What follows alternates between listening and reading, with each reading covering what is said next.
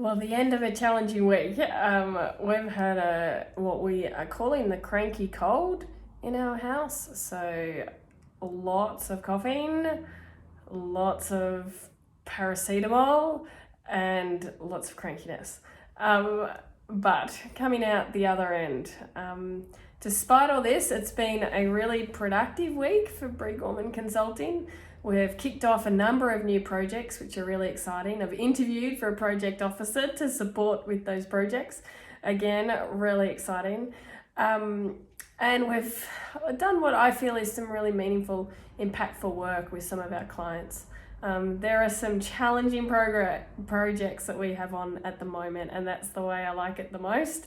But I guess one thing that's really coming out strong to me this week is the need to really plan our diversity, equity, and inclusion initiatives into our program of work. We need to be really proactive. If we know we've got recruitment plans coming up, now's the time to make sure that our understanding around how we make all our materials and documents more inclusive is top level and that's getting implemented across the business. It's no point having one person in your organization who understands diversity, equity, and inclusion. We need multiple people across an organization so that we know that somebody somewhere will pick up things that are unintentionally exclusive to people. So I'm really of the strong belief that we need to educate all our employees on how to become inclusive leaders. That helps, but also making sure that diversity, equity, and inclusion is built into all our business processes. We had our diversity, equity, and inclusion network yesterday. We had a smaller group show up for the session yesterday, but an incredibly deep and meaningful conversation. I love the way that we hold space for really challenging topics.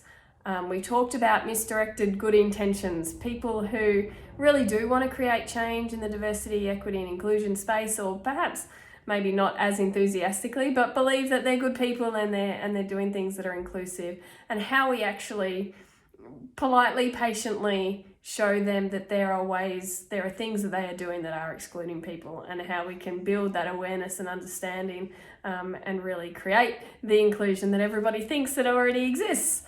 So that was a really great conversation, and there's been some great successes recently from some of those network members.